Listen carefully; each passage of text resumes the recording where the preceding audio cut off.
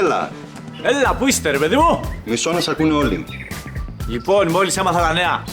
Ξεκινάμε νέα σεζόν. Και τι έχεις κανονίσει φέτος? Απλά πράγματα ρε φίλε, ξέρεις τώρα. Κάμια βολτούλα στην εξοχή. Να μην δούμε και λίγο θάλασσα ρε φίλε. Ο άλλος εδώ έχει ξαπλώσει τη γοργόνα να πούμε. Έχω βρει και κάτι δραστηριότητες να κάνουμε. Υπάρχει ασανσέρ. Εντάξει, πάρτε με τηλέφωνο όταν είστε έτοιμοι. Οκ. Πάμε.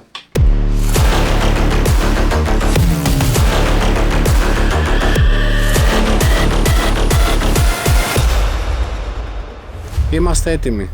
Καλά θα πάει αυτό και φέτος.